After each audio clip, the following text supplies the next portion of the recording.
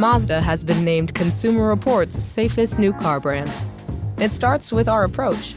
Every Mazda comes standard with proactive safety features, so you're more aware of what's around you, more focused on the road ahead, and ready before problems ever start. Mazda, more of what matters most to you. Go to MazdaUSA.com to learn more. Consumer Reports does not endorse or promote any product.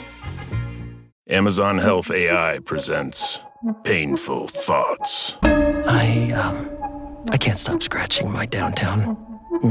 Yeah, but I'm not itching to go downtown and tell a receptionist I'm here to talk about my downtown. Some things you'd rather type than say out loud. There's no question too embarrassing for Amazon Health AI.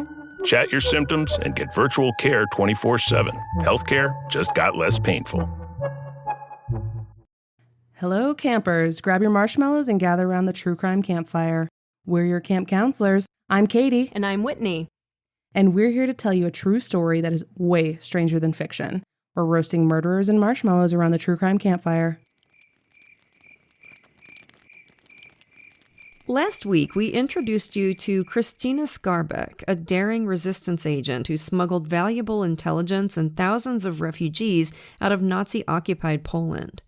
When we left off last week, she and her lover Andrzej had just fled Hungary, one step ahead of the Gestapo, and enjoyed a brief moment of peace in Belgrade. That wasn't going to last for long. This is part 2 of Resistance, the life of Krystyna Skarbek.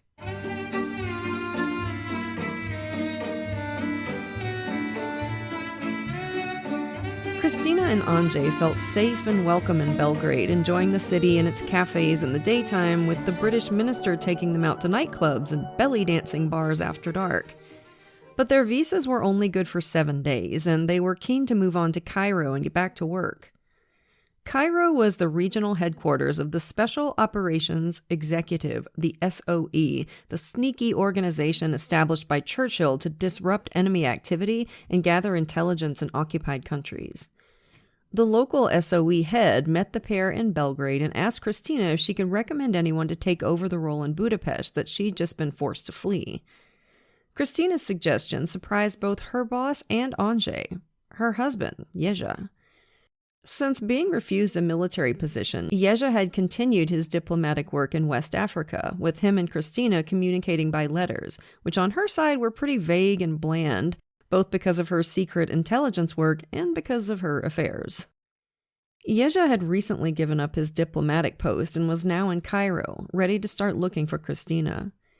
He was an excellent choice for the role of smuggling secret intelligence over the mountains. He was multilingual, brave, an excellent skier, and it wasn't a coincidence that he worked in diplomacy. He was both persuasive and charming, valuable qualities in intelligence work. Krystyna wrote to him, asking him to meet her in Istanbul. On the way, she and Andrzej stopped in Sofia, Bulgaria, where the SOE officially recruited Andrzej, and Krystyna handed over the last microfilm she'd received from the Musketeers, the Polish resistance group she'd had the closest links to. The microfilm contained pictures of German troops building up on the Russian border, suggesting, correctly, that the Nazis were getting ready to attack. The microfilm provided by Krystyna gave the British their first real indication of what was going on.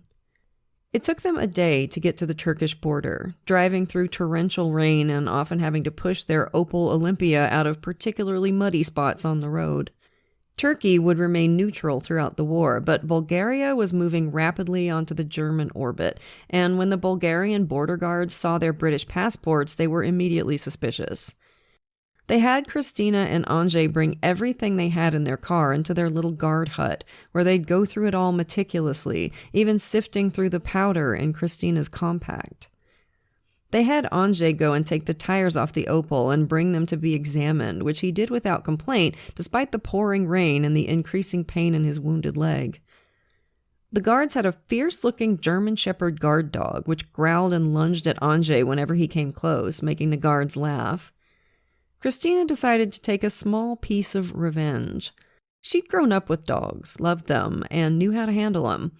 She went over to the guard dog, soothed it with some soft words, then put her hand on its head until it looked up at her.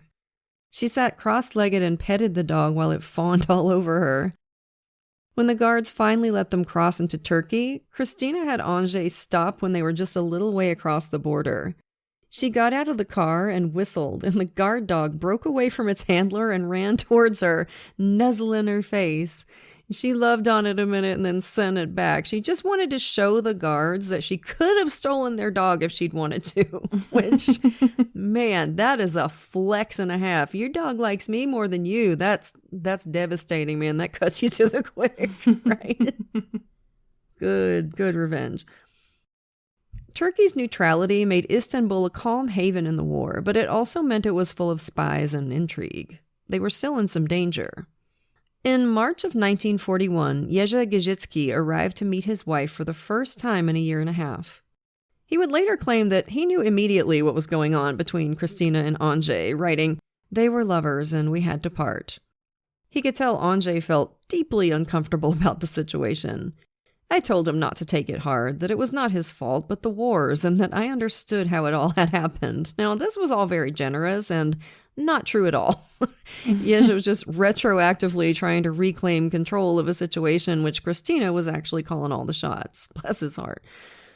She deliberately concealed the real nature of her relationship with Andrzej and convinced Jerzy to take up her former role in Budapest, convinced that if he knew their marriage was effectively over, Jerzy wouldn't take the job. She and Andrzej spent several days briefing him, then Jerzy headed north under a fake British passport. He was successful in Budapest, driven by an intense hatred of the Nazis after he learned they'd executed his sister and her children in what is now Ukraine. But his stay there didn't last long. The Nazis invaded and conquered Yugoslavia in April, the German forces traveling freely through Hungary. Britain broke off relations with Hungary and withdrew its diplomatic staff, including Jerzy.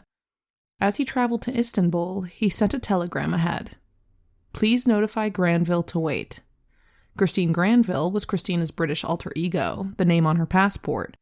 But the message had been received as, "Please notify Granville not to wait," and Krystyna and Andrzej were long gone. Jerzy was furious, convinced that this was not just a telegram error. He thought the British intelligence had done that on purpose, to keep their valuable agent headed towards Cairo. I think he was probably right. He kept working from Istanbul, communicating with his Budapest agents via radio.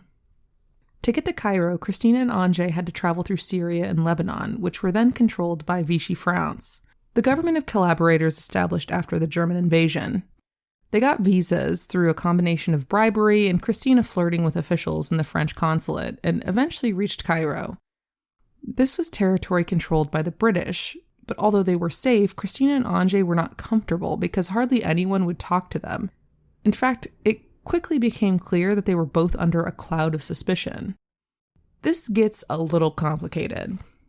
The Nazis occupied Western Poland, but the Russians had the East. Both halves of the divided country lived under authoritarian regimes of secret police and swift executions, and there were some Poles, particularly among the former aristocracy, who saw the communists as the greater threat to Poland's future. This included some elements of the Musketeers, who sometimes made deals with the Germans for aid against the Russians. The Musketeers were highly effective and backed by Britain, which caused resentment and suspicion among the official Polish intelligence service, the Second Bureau. All of this was baked into a wasp's nest of intrigue around the Polish government and exile as a whole, which was constantly on the verge of a coup. The Second Bureau exaggerated the Musketeers' German ties to make it seem like they, and by extension Krystyna, were Nazi agents. Dang. Yeah. The British never bought this, but they were in a tricky situation. France had been overthrown and the US hadn't joined the war yet. Poland, which still had an army in Britain and the Middle East, was their only ally, and it was crucial to keep them on good terms. So to keep the Poles happy, Krystyna and Andrzej were frozen out. Things soon warmed up when Krystyna's husband, Jerzy, arrived in Cairo, furious about the accusations against his wife and, by extension, himself. His temper didn't improve after Krystyna finally came clean. She didn't like emotional confrontations and usually just decided to be blunt. She told Jerzy that she didn't love him anymore and was going to leave him. He exploded in a brief fury, then stormed out, and they would never speak again. Ouch. The British authorities offered him more intelligence work, but his response was literally, "Go fuck yourself." He sailed back to London and shortly after that to Canada, giving up on the war in Europe altogether for a new life as a journalist. He and Krystyna would be formally divorced in 1946. On June 22nd, the Germans invaded Russia in one of history's most notorious and dumbest acts of treachery. By opening a war on two fronts, Hitler started Germany on a slow road to defeat, and the invasion had a big impact on our story. Krystyna had given the British the first intelligence about the upcoming invasion. The invasion preparations were the biggest secret in Germany. No Nazi agent would have told the British about them. She was totally exonerated. And with Russia now at war with Germany, the British had a new and powerful ally. The Poles, who remained stubbornly suspicious of Krystyna, didn't matter so much anymore, and the Brits no longer worried too much about staying on their good side. Still, Krystyna and Andrzej were kept in Cairo until the SOE found suitable work for them. Plans for various operations fell apart, not least because Krystyna and Andrzej were both very distinctive people and well known to the Gestapo in Eastern Europe. Sending them into the field there would be an almost certain death sentence, although they'd both been willing to take the risk because we are talking about two seriously bad mamma jammas here. So for a year they were in Cairo. Krystyna enjoyed the cafe culture and the markets and making friends with street cats because, of course, our girl was a cat lady, but she was still frustrated. She hated not being useful. Andrzej had more to do, undergoing paramilitary training, which he excelled at.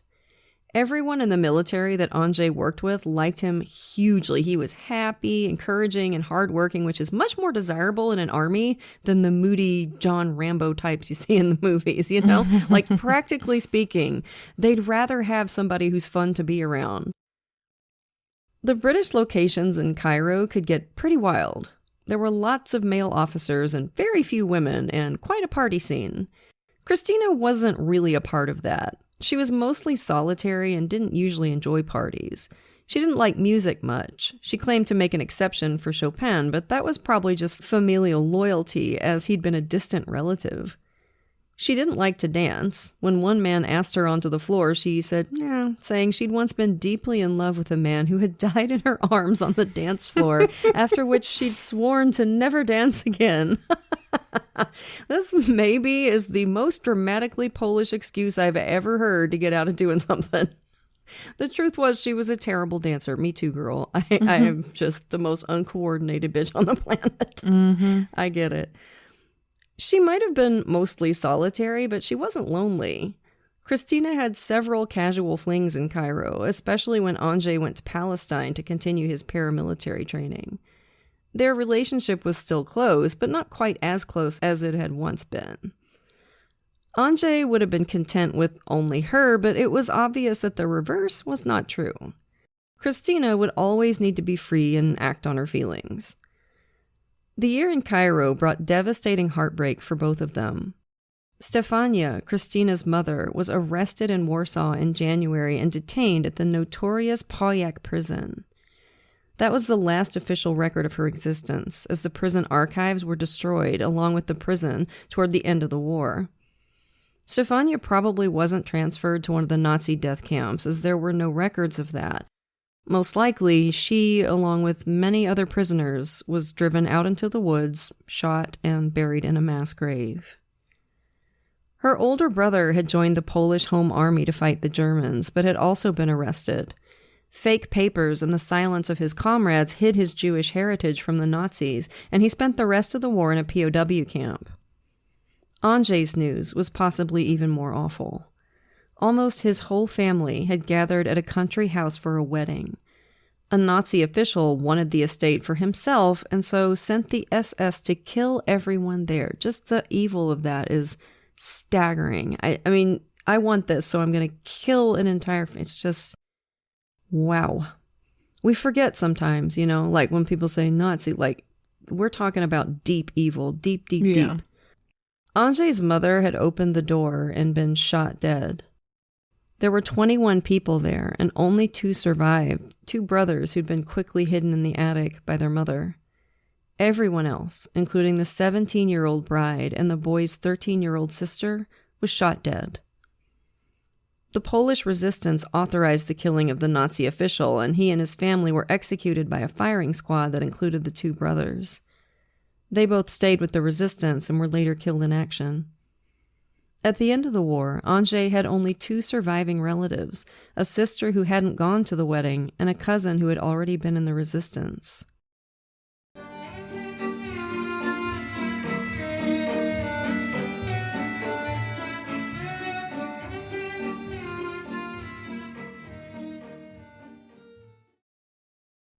Does anybody else feel like August is the Sunday of summer?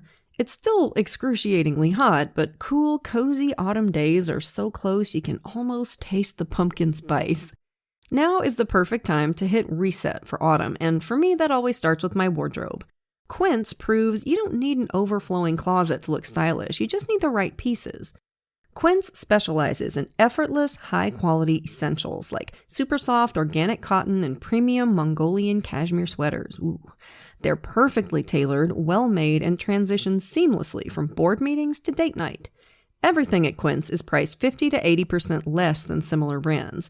They work directly with ethical factories and cut out the middlemen, so you're getting designer brand quality without the price tag. I've had my summer wardrobe from Quince working hard the past few months, but for fall, I'm so excited to try out Quince's premium stretch denim starting at just $50. They're luxury jeans at affordable prices. And it's not just apparel. Quince also has everything you need to elevate your home, from hotel quality bedding and bath to kitchen staples, essentials, and thoughtfully designed furniture. Upgrade your everyday. Download the Quince app for app-exclusive offers or go to quince.com/campfire. Get free shipping on your order and 365-day returns. Now available in Canada and the UK too. That's QUINCE.com/campfire. My tap water tastes disgusting. I have hard water, which means that if I want pure, drinkable water, my choices are limited. Faucet filters really don't remove contaminants. Water bottles are wasteful, and hello, microplastics, or I have to lug around heavy 5-gallon jugs up my apartment stairs every week. But then came along AquaTrue, the countertop water purifier tested and certified to remove 84 contaminants, including chlorine, lead, forever chemicals, and microplastics. Its patented 4-stage reverse osmosis system goes way beyond ordinary filters for pure, healthy water you can trust. No plumbing, no installation. AquaTrue has been featured in Business Insider, Popular Science, and named Best Countertop Water Filter by Good Housekeeping. Join 98% of customers who say their drinking water is cleaner, safer, and healthier, and it is delicious water. Head to AquaTrue now and get 20% off your purifier using promo code CAMPFIRE. That's aquatrue.com, AQUATRU.com, promo code CAMPFIRE. AquaTrue even comes with a 30-day best-tasting water guarantee or your money back. Take the guesswork out of pure, great-tasting water with this exclusive podcast-only offer now at aquatrue.com using promo code CAMPFIRE.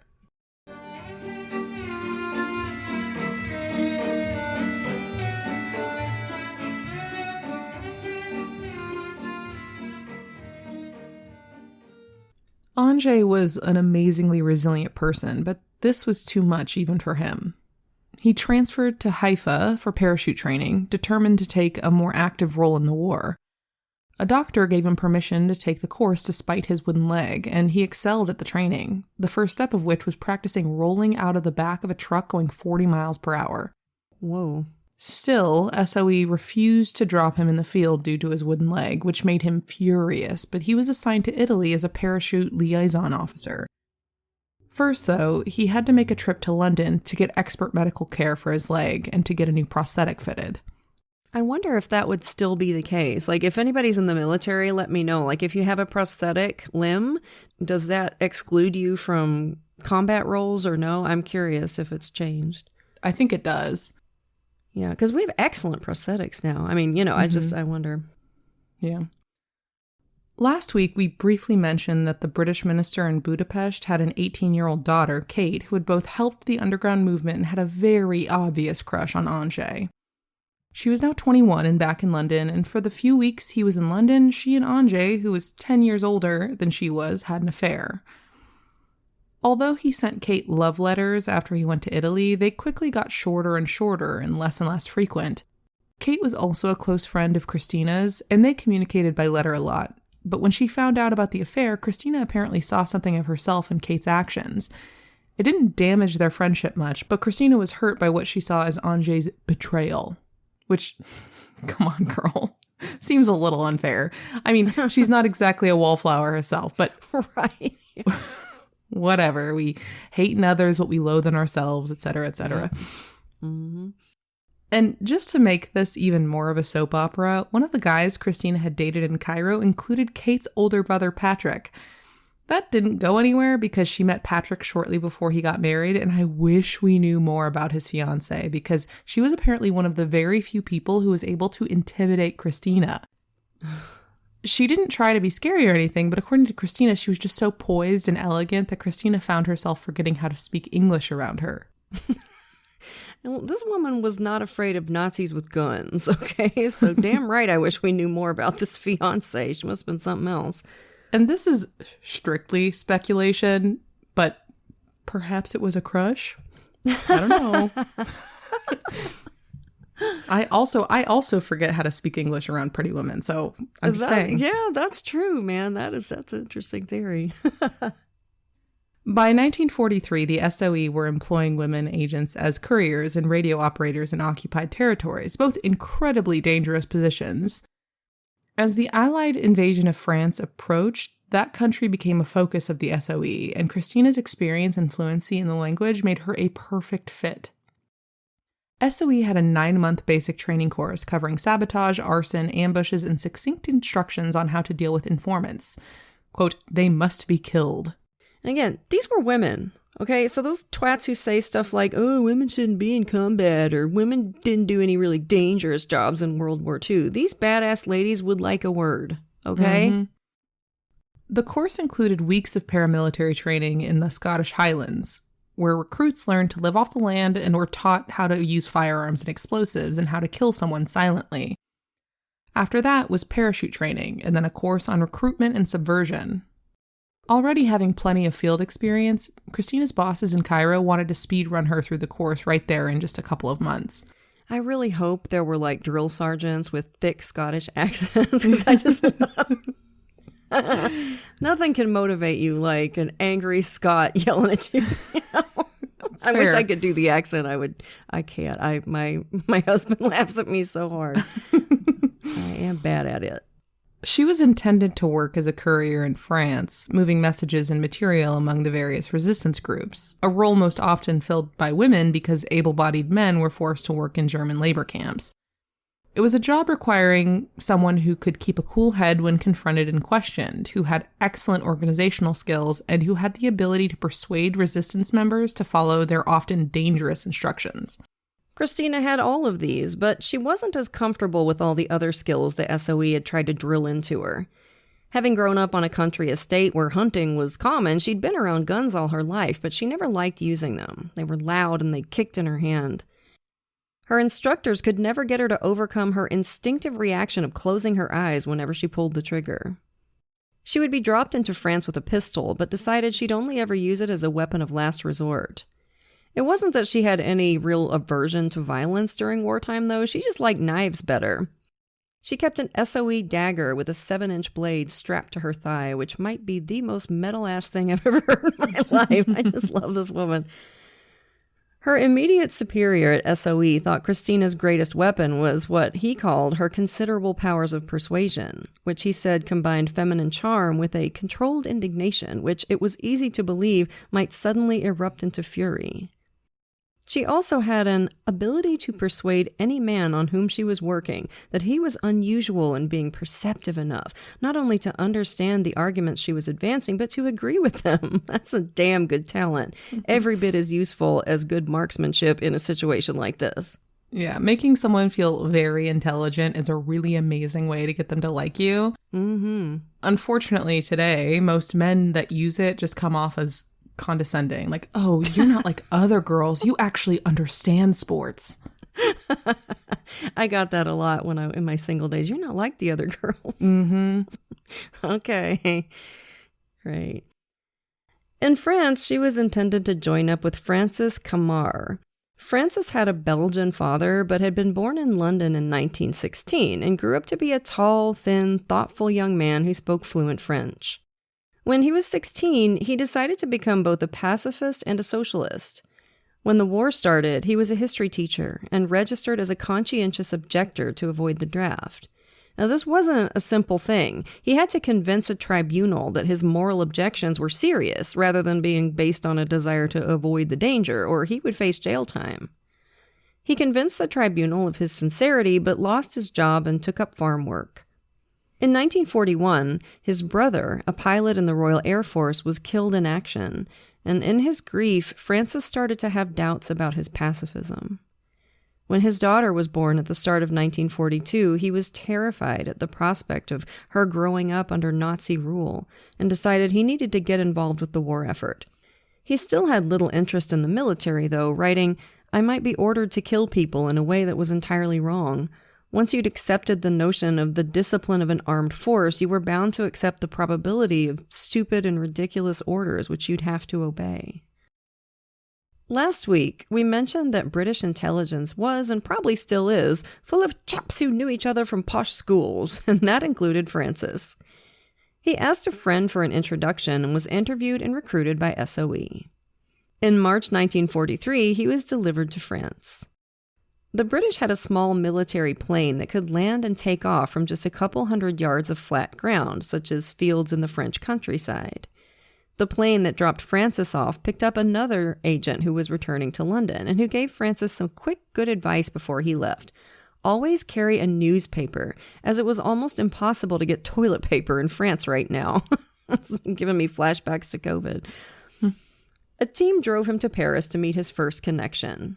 But the next morning, his connection didn't show up for a cafe meeting. Francis got spooked, picked up his suitcase, and walked to the train station. He was right to be spooked. His connection had been arrested, and before he'd been in the country 24 hours, the Gestapo were already hunting for Francis. He wasn't comforted when he arrived in the beautiful alpine village of Saint-Joriot, where he met a lot of very nice, very brave young men dressed like young resistance people. The point, of course, is to not look like resistance people. He said their headquarters might as well have had a sign on it reading Resistance Clubhouse.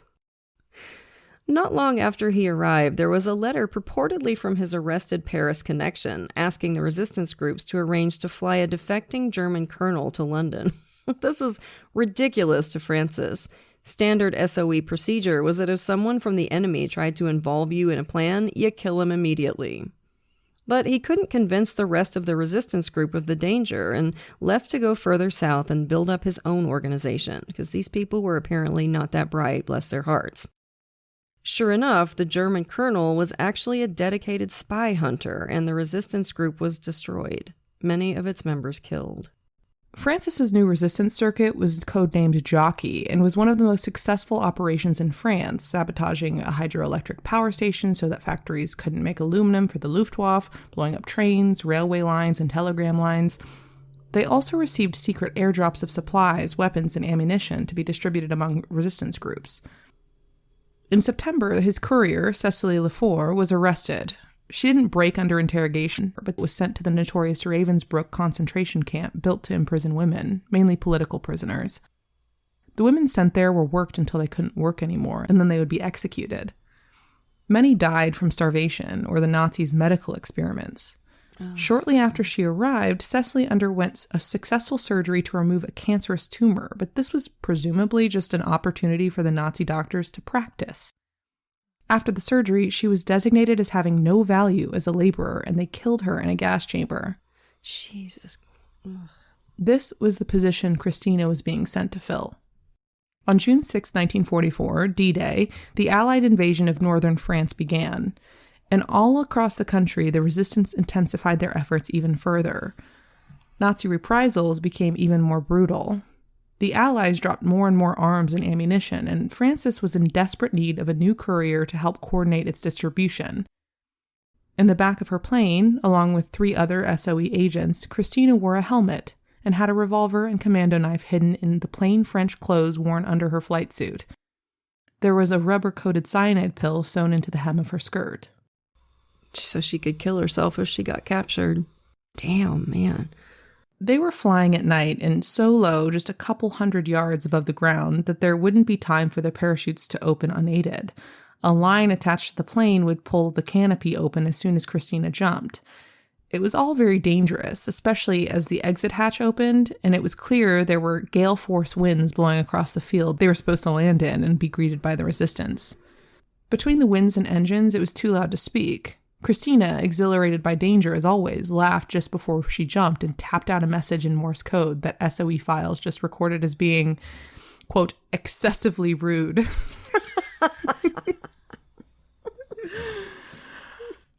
Then she jumped and was immediately buffeted by the winds and blown 4 miles off course. She landed hard in a wheat field, smashing her revolver and badly bruising her coccyx and ankle. Ugh. She buried her ruined gun along with her parachute and flight gear and waited for dawn. When it was bright enough, she strolled out of the woods in her plain French clothes, masking the pain in her ankle and looking like she'd lived there her whole life. She met Francis a few days later, and they hit it off immediately, both dedicated people who nonetheless were able to be lighthearted even in dark times. Krystyna's laughter was soon a familiar sound. She was more experienced than anyone else there and very quickly became Francis's second in command. She was immediately involved with distributing weapons all across the region, organizing raids and sabotage, and encouraging everyone to keep fighting. Her French was perfect, but did have an accent. Most people thought she was Irish. She'd only been in France for a week when she took part in a defiant Bastille Day celebration in the small town of D. Early in the morning, everyone looked up at the sound of engines. 72 silver American B-17 bombers flew low overhead and dropped supply canisters onto the wooded plateau of the Vercors for the Maquis. While most of the resistance worked in secret under the disguise of ordinary citizens, the Maquis were an army, hundreds of rebels living off the land in the mountains. The parachutes carrying the canisters were colored red, white, and blue. Everyone in the crowd cheered. But the drop was hardly discreet. Half an hour later, a German recon plane arrived, spraying the landing zone with machine gun fire. Everyone ran for cover, except Krystyna, who just shielded her eyes from the sun and looked curiously up at the plane. More fighters soon arrived, and then bombers. As was typical for the Nazis, they targeted civilians in the towns nearby with incendiary bombs, leveling entire villages and killing hundreds. Krystyna and others worked quickly under fire, cutting away parachutes from the supply canisters and unpacking the weapons, ammunition, and explosives inside. German infantry forces were quickly closing in. That night, it seemed like the world was on fire. Krystyna and Francis were both exhausted, and both convinced they were likely to die the next day under further bombing. They found a room in a smoldering hotel and went to bed together for the first time, and I gotta tell that is woo. Like, that's romantic, I gotta say. You know, smoldering hotel, like you're gonna die any minute and you just woof. Early the next morning, they looked out the window and saw a German bomber flying straight toward them. Francis said quietly, "If they release a bomb now, it will come right in through the window next to us." Right as he said now, a bomb dropped. But Francis had been wrong, although not by much. They heard the bomb scrape across the roof tiles, and then it embedded itself in the bank of earth behind the hotel, but it didn't explode. The Maquis fought fiercely as the Germans attacked. They were initially successful, but when experienced SS commandos with superior weapons arrived, defeat was inevitable.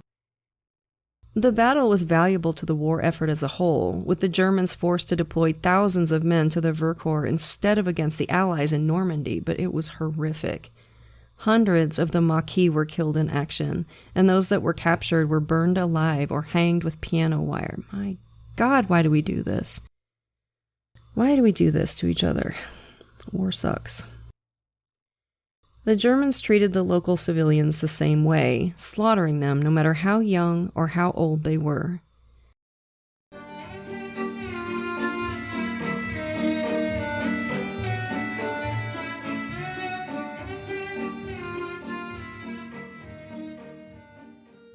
Starting or growing your own business can be intimidating and lonely at times. Your to-do list may feel endless with new tasks, and lists can easily begin to overrun your life. So finding the right tool that not only helps you out, but simplifies everything as a built-in business partner can be a game changer. For millions of businesses, that tool is Shopify. Shopify is the commerce platform behind millions of businesses around the world and 10% of all e-commerce in the US. From household names like Gymshark, Rare Beauty, and Heinz, to brands just getting started. Shopify has hundreds of ready-to-use templates that can help you build a beautiful online store that matches your brand's style. And you can tackle all the important tasks in one place, from inventory to payments to analytics and more. No need to save multiple websites or try to figure out what platform is hosting the tool that you need. And if people haven't heard about your brand, you can get the word out like you have a marketing team behind you, with easy-to-run email and social media campaigns to reach customers wherever they're scrolling or strolling. Start your business today with the industry's best business partner, Shopify, and start hearing.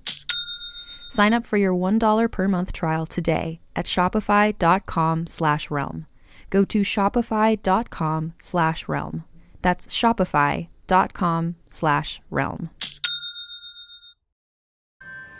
Do you hear that? That sound, right? That means that summer's officially here. It means that grown adults just sprint into the street for a frozen dessert shaped like a cartoon. But this summer, Mint Mobile has a better treat. Every plan, including unlimited, is $15 a month. And unlike ice cream, it won't drip down your wrist or look nothing like the picture. Does anyone have any cash? Give it a try at mintmobile.com/switch. Upfront payment of $45 for 3 months, $90 for 6 months, or $180 for 12-month plan required. $15 per month equivalent. Taxes and fees extra. New customer offer for initial plan term only. Greater than 50 gigabytes may slow when network is busy. See terms.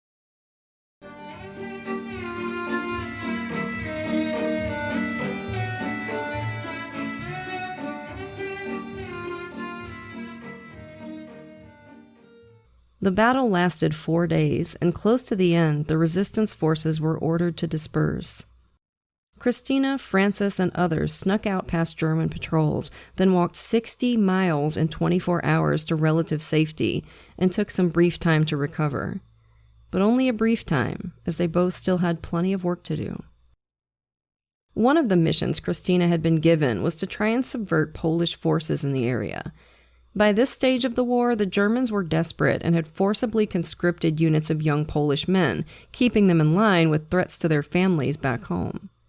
These were obviously not enthusiastic soldiers, and SOE thought they could be encouraged to switch sides. The Allies would land in southern France in August, and Francis and Krystyna moved into the Alps to try and disrupt any chance of the Germans sending reinforcements from Italy through the mountain passes. One of those passes was controlled from a fort at Col de l'Arche that was mainly garrisoned by conscripted Poles. The local resistance cell refused to help Krystyna. There was no shortage of important missions at the time, but she recruited a local gendarme as a guide, and they spent 2 days hiking and climbing through the woods into the mountains. Krystyna had ditched her modest French peasant disguise for boots and uniform pants and had a megaphone over her shoulder. Once they reached the fortress, she snuck close and covertly spoke with one of the Polish guards, learning the time and location of roll call every morning. 2 days later, the order came through for the resistance to start closing down the Alpine passes, and Krystyna went back to the fort, calling up through the megaphone. She told the Poles her real name, making it certain she would be killed if captured. With patriotic language and probably the promise of good American rations, she persuaded them, when the time was right, to sabotage the heavy guns in the fort and desert, taking as many weapons with them as they could. The time was right a few days later when other British agents arrived to try and convince the German commander to surrender. With half his garrison turning on him, he had no choice. With no shots fired, using only words, Krystyna had taken control of an incredibly valuable mountain pass. The Maquis used German explosives to blow up the roads so that German vehicles and armor couldn't reinforce against the American forces that were about to land in the south. Krystyna's joy at her success didn't last long, though. The same day the garrison surrendered, she learned that Francis had been arrested by the Gestapo. Francis had recently met some new SOE agents, among them an army officer named Jean Fielding. He had organized resistance on Crete and had been sent to France as an experienced hand, but it was quickly clear to him that Francis had everything running about as well as possible, and there was not actually much for Fielding to do. Francis offered him a tour of the resistance circuit so that Fielding might be able to take over if anything happened to Francis. With them was Christian Sorensen, a French officer who had trained with SOE. Fielding had landed with a ton of cash, and he was suddenly aware that it would look suspicious if they were stopped. They shared the money between them and met up with their driver, Claude Renoir, who, as it happened, was the grandson of the great Impressionist painter. Oh, wow. Yeah, if you honestly, I think if you were in Europe at some point, you were related to some great artist or musician or something. I think that's the lesson that this episode is giving us, right?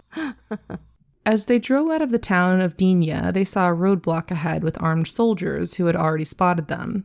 Francis and the others weren't particularly worried because these were soldiers from the Eastern Legions Against Communism, mainly Armenian and Georgian troops recruited from among Soviet POWs as the Germans got increasingly desperate. They hadn't been eager to fight for the Soviet Union and weren't keen on fighting for Nazi Germany either. They waved Francis's group through after the most cursory inspection, but Renoir had barely got the car started when another vehicle pulled up, and Francis muttered, "Gestapo."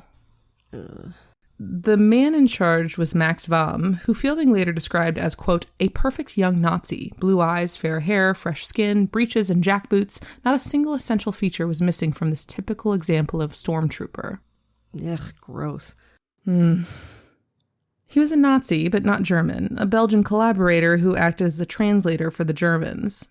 He was also a notorious torturer and one of the men the resistance hated most of all. Francis and his companions claimed to be hitchhikers who didn't know each other and had been picked up separately by Renoir. This was believable. Gas was so rare in France that many cars had been converted to run on steam with wood-burning boilers, and drivers would generally stop to help out someone on foot.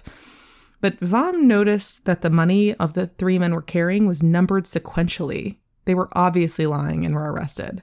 Renoir was free to go. In Digne prison, they were thrown into a filthy basement cell with a metal bucket for a toilet. There were 4 bunks in there and another prisoner whose French had such an obvious German accent that Francis felt quite insulted at the clumsy attempt to get the truth out of them.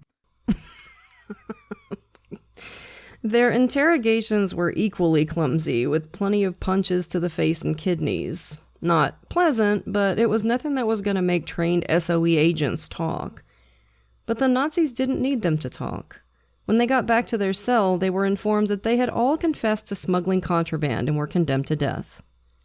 The Nazis had no idea they had imprisoned the most important resistance leader in the region.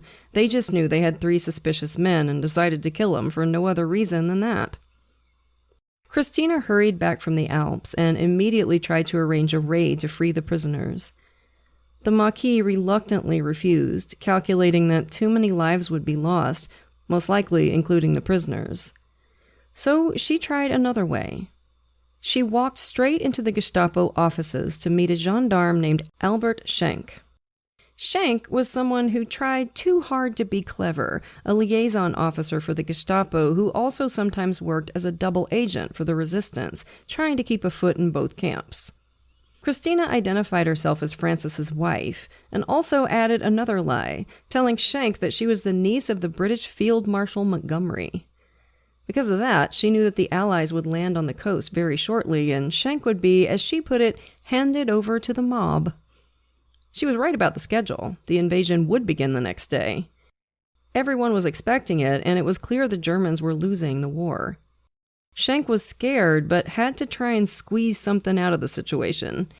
He demanded a bribe of 2 million francs to set up a meeting for Krystyna with Max Vam, who was the only person who could get the prisoners out. Krystyna agreed, and the SOE managed to deliver the money to her in less than 48 hours. By the time she had the money, everyone knew the Americans had landed, and Krystyna had fun scaring Schenk by exaggerating how close they were and what the populace would do to him once the Germans had been run out of town. She only handed the money over when she was sure Schenk was too scared to try anything shifty. Schenk arranged a meeting with Vam that afternoon at Vam's apartment. Krystyna arrived first, let in by Vam's wife. When the Belgian came in, he had his gun drawn and pointed at Krystyna, but he soon put it on the table between them. Krystyna told him she was a British officer in regular communication with Supreme Allied Command and showed him some valuable radio crystals as proof. She laid things out for him. Every line of retreat from Dynia was blocked by the resistance, so when the Americans arrived, the garrison would have to surrender. The German soldiers would become POWs, but collaborators, like Vam, would be handed over to the Maquis, who, she said, had a particular way of dealing with those found guilty of treachery. She exaggerated her own importance, but everything else she said was true, and Vam knew it. When his wife brought coffee, his hands were shaking so bad he couldn't pour it without spilling. Krystyna told him that if he arranged for Francis and his fellow prisoners to be released, she'd guarantee him safe conduct to the Allied base outside of France. She worked on him for 3 hours, until Vam abruptly said he'd set them free. By this time it was 7 p.m., and the execution of the prisoners was scheduled just 2 hours later. Just before 9, Francis, Fielding, and Sorensen were walked across the prison courtyard by Vam. They were all convinced they were about to be shot. Instead, Vam bundled them into a Citroën driven by Schenk, and they drove out of Dynia. They soon picked up Krystyna, and not long after that they ditched the car, helping Vam bury his uniform jacket. Unexpectedly and delightedly, they were free. Krystyna had an iron-hard sense of honor and tried to ensure her promise to Vam was kept, but the Allies were not willing to help someone who had aided in such atrocities as he had. Krystyna was furious that her word had been broken, but Max Vam quickly disappeared, most likely killed by the Maquis. Aw. I understand Krystyna wanting her word kept, but, nothing of value was lost. Yeah, and I think that had nothing to do with wanting to spare this piece of shit. It was because she wanted to keep a reputation as somebody. If she says that she can get you this or that, then she can get you this or that. Because she might have to do this again, Mm-hmm. The Americans moved into Dynia 2 days later, greeted joyfully by the locals. Francis warned Schenk not to go home, but he did anyway and was quickly murdered. Aww. The SOE file on the rescue was popular with agents back in London. One officer wrote on the cover, "Good reading. I'm going to make sure I keep on Christine's good side in the future." Someone else had written below, "So am I. She frightens me to death." Hell yeah. With Allied forces invading from the north and south, France was soon free of German control, and the SOE agents were recalled to Britain. For most of them, this meant coming home. Francis and Krystyna had many things in common, but he had a strict code of honesty that she did not. He told his wife, Nan, about his affair with Krystyna in France, and even asked if Nan would be cool with him continuing the affair. Nan said no, she would not be cool with him doing that. She also admitted to an affair of her own with France's commanding officer who had subsequently been killed in action. If you're ever watching a war movie or documentary, just assume that everybody is banging everybody. Literally, if they're not getting shot at, they're just banging like rabbits. Good old life-affirming sex, I guess. Also, yeah. I was thinking this is like, the SOE was just like the world's most terrifying polycule. Everyone was having sex and they were all killing Nazis. They're terrifying. Francis and Krystyna would stay friends, but he concentrated on rebuilding his marriage. Krystyna had not come home. The war was still brutally active in Poland. The Polish underground staged an uprising in Warsaw that was met with fierce German reprisals as they followed Hitler's instructions to destroy the entire city and kill everyone there. The Nazis rampaged through their city, slaughtering everyone they could find. The Soviet Red Army, theoretically, Poland's ally, had swept across the country, pushing the Germans back. When they'd been greeted by resistance groups, the Russians had killed most of them. Stalin had his own plans for Poland, and experienced paramilitary groups would get in his way. When the Red Army reached Warsaw, it just stopped and waited as the terrible struggle destroyed the city. Fewer Germans and fewer Polish patriots would make things easier for them in the future. The Russians waited until the Germans had essentially destroyed and abandoned the whole city, then occupied it and moved on towards Germany. After Hitler killed himself, the remaining German forces soon surrendered, and the war in Europe was essentially over. The Soviets claimed the eastern parts of Poland and installed a theoretically independent communist government in the remainder. Krystyna couldn't go home. As both an aristocrat and a British agent, she would certainly have been either transported to Siberia or just quietly disappeared. She soon learned that her older brother Andrzej, who had survived the war in a German POW camp, had been arrested by the Russians, then released, only to die of tuberculosis soon after. For millions of people, the end of the war brought relief and a sense of closure, but not for Krystyna. She didn't know what to do with herself, and she was practically broke.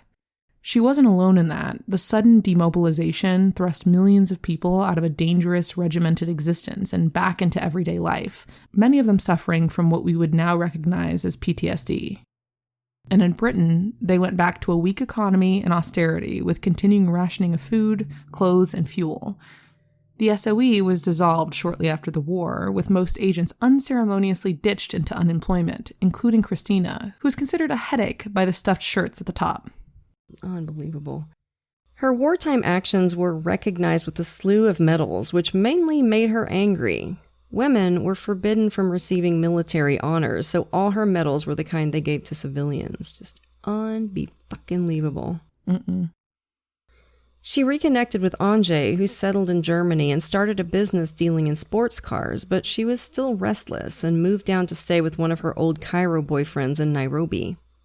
She tried to convince Andrzej to join her, but he had no interest in what he called boiling my brains in the sun. Krystyna came back to London and worked briefly as a waitress and a saleswoman in Harrods before connecting with a distant cousin, Hanka, who worked as a steward on ocean liners. It seemed like something that could get Krystyna out of her rut, and in May of 1951, she traveled to Glasgow for her first job, a long cruise on the luxury ocean liner Urahini. Leaning on the rail as she arrived was another steward, Dennis George Muldowney, something of a ladies' man who saw Krystyna struggling with her luggage and hurried down to help. He would be the only friend Krystyna made among the staff on a miserable voyage. The company had a policy that stewards should wear any wartime medals or awards on their uniforms, which in Krystyna's case made her look like a 3-star general. This made her popular with the passengers and resented by the other staff, many of whom just thought she was a liar. Part of this was due to her heavily accented English. There was a lot of xenophobia in post-war Britain, often aimed at the large number of Poles who, like Krystyna, had been essentially left stranded in the country. There were lots of jibes about foreigners that made Krystyna lose her temper and storm out. Muldowney stood up for her and helped her learn to be a good steward, which she was. In last week's episode, we mentioned that some of those close to Krystyna made an effort to, as they thought of it, protect her reputation, which included insisting that she and Muldowney only ever had a platonic relationship. That doesn't seem likely. She was lonely, as her frequent letters to Andrzej stated, and Muldowney was soon her constant and only companion. The full force of Krystyna's attention was powerful stuff, and only made more so by her evident loneliness and vulnerability. By the time the ship returned to Plymouth in September, Muldowney had gone from attraction to infatuation, through something that felt to him, I guess, like love, and finally to obsession. It's hard to imagine a worse fit with Krystyna's casual approach to relationships, but for the moment she didn't recognize what was brewing inside him and was just grateful for his companionship on the long voyage. She invited Muldowney to join her as Andrzej drove her back to London, and back there she introduced him to her circle of friends. Like her, these were mostly highly accomplished people currently down on their luck, and although Muldowney was polite and friendly, it was apparent he was deeply uncomfortable. Andrzej thought all he wanted to do was curl up on a mat on the threshold of Krystyna's bedroom. Oy. Andrzej was in London for a while, and unsurprisingly, Krystyna enjoyed his company a lot more than that of Muldowney. This was also clear to Muldowney, who started getting jealous and clingy, which was the absolute quickest way to get Krystyna to lose interest in someone. In November, she and her cousin Hanka worked on a ship heading to Australia, a happier journey than her first one. In January, Muldowney was waiting at the docks for her in Southampton when she got back, which Krystyna neither expected nor wanted. The three of them took the train together to London, where Krystyna, with her usual blunt way of approaching uncomfy conversations, told him to leave her alone. He apologized, but he didn't leave her alone. He started stalking her, pacing in the streets outside her friends' houses when she visited, or outside the Shelbourne Hotel. She started to get scared of him. Andrzej was worried how Muldowney would react to a stern confrontation, considering him to be mentally unbalanced. He urged Krystyna to break things off gently, so the three of them went out to the cinema together, but this was a mistake. Krystyna had a habitual lie she used when her lovers started asking about her close relationship with Andrzej. She said the injury which had cost him his leg had also made him completely impotent. She had told this lie to Muldowney, but seeing the way they acted together, he doubted it was true and started burning with resentment. Still, he sailed the next day, and shortly afterward, Krystyna and her cousin headed for Australia again. She came back in April, and Muldowney barged into the lobby of her hotel, loudly berating her for not writing to him and for avoiding him. And again, this is months later, like we're going on whole voyages and coming back, and he's still just at a 10, 10 out of 10 obsessed. Krystyna told him she didn't want to ever see him again and told the hotel porters not to let him in. She and Andrzej went to Switzerland for a week. While they were gone, Muldowney quit his steward job and started as porter at the Reform Club just so he could be closer to where Krystyna lived. She sailed for South Africa in April, but had decided there would only be one more cruise after that. Andrzej had made her what he called an open proposal some time ago, and she was coming around to the idea of accepting it. Her passport showed her as younger, but she was 44 years old and maybe finally ready to settle down with the one constant presence in her life. Like I said last episode, he was her twin flame. Mm-hmm. Back in London, Krystyna had been scheduled to fly to Belgium to meet Andrzej on June 15th, but the flight was canceled due to engine failure, and she'd have to wait until the following day. She went out for dinner with friends and walked home, arriving at the Shelbourne just after 10. Muldowney was waiting for her, skulking across the street. He followed her into the hotel and saw her climbing the stairs. He yelled at her, demanding she return the many letters he'd sent her. Krystyna came down and calmly told him that she couldn't because she'd burned them, and yet again told him she didn't want anything more to do with him. Muldowney lunged and pinned her against the wall. Krystyna yelled, "Get him off me!" Muldowney had a knife hidden in the sheath inside the back of his trousers. He pulled it out and stabbed the 5.5-inch blade into Krystyna's chest before she even had time to see he had a weapon. It cut straight through her heart, and she was dead in seconds. A hotel porter ran in and pulled Muldowney off Krystyna, slamming him down onto the floor. Krystyna's body slumped down. The police were there in minutes. "I killed her," Muldowney told them. "Let's get away from here and get it over quickly." They did get it over quickly. Muldowney confessed without offering any kind of mitigation and was executed by hanging at Pentonville Prison 3 months later. Hundreds of people attended Krystyna's funeral in London. She was already famous in espionage and intelligence circles, and as the general public learned about her, some stories seemed to just appear out of thin air. The most persistent is that after the war, she had an affair with James Bond creator Ian Fleming. Fleming worked in intelligence during the war, and he and Krystyna certainly knew a lot of the same people. Fleming's biographer described the writer's ideal woman as 30-ish, Jewish, a companion who wouldn't need education in the arts of love, and there are certainly similarities between Krystyna and Vesper Lind, the double agent in the first Bond story, Casino Royale. But the connection seems to have been mostly invented by another of Fleming's biographers. Fleming himself wrote about Krystyna later, but never claimed to have met her. Our main source for the story was Clare Mulley's biography, The Spy Who Loved, which is terrific and includes a ton more detail if you're curious. The story is obviously incredible, cinematic even, better than any James Bond movie if you ask me, but what kills me about it is that this absolute warrior of a woman ended up murdered the way so many women have been, both before and after her. That after all she'd been through, all she'd accomplished, in the end, she was still brought down by a jealous man who was pissed that she didn't want him. There's something there about the female existence, but I'm honestly too pissed off right now to find the words for it. All I'll say is rest in power, Krystyna. You were a true hero, and you deserved so much better. Now, before we go, don't forget about our true crime cruise coming up. CrimeWave 2.0, February 8th through 12th, 2027. If you want to come to the Bahamas with us and some of the biggest true crime and paranormal podcasts in the world, like Case File, Unexplained, Last Podcast on the Left, Sinisterhood, and True Crime Garage, here's what you got to do. Tickets are on sale now, but they're over 90% sold out. So if you want to go, make sure you get over to crimewaveatsea.com/campfire and book your cabin ASAP. You'll get $100 off, plus a private meet and greet with us. And the great thing is you can pay all at once, or you can set up a payment plan and just pay it off over time. So get on it, y'all. That's crimewaveatsea.com/campfire. So that was a wild one, right, campers? We'll have another one for you next week. But for now, lock your doors, light your lights, and stay safe until we get together again around the True Crime Campfire.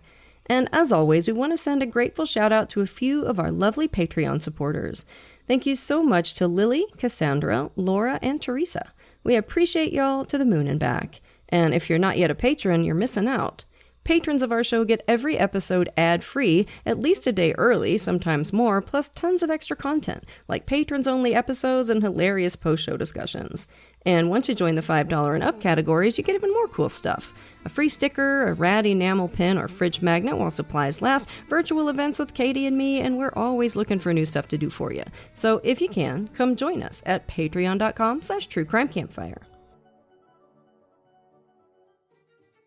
The GLP-1 pill you've been waiting for is now on Ro. Yep, it's finally here. With the same clinically proven ingredient, now in a pill, and now on Ro. It's the first FDA-approved GLP-1 pill for weight loss at the lowest price available. That's one daily GLP-1 pill for big results. Now on Ro. Go to ro.co/listen to see if you qualify. RX only. Go to ro.co/safety for serious side effects and boxed warning associated with GLP-1s. Hey, it's Ryan Reynolds here from Mint Mobile. Now, I was looking for fun ways to tell you that Mint's offer of unlimited premium wireless for $15 a month is back. So I thought it would be fun if we made $15 bills. But it turns out that's very illegal. So there goes my big idea for the commercial. Give it a try at mintmobile.com/switch. Upfront payment of $45 for 3 months, $90 for 6 months, or $180 for 12-month plan required. $15 per month equivalent. Taxes and fees extra. Initial plan term only. Greater than 50 gigabytes may slow when network is busy. See terms.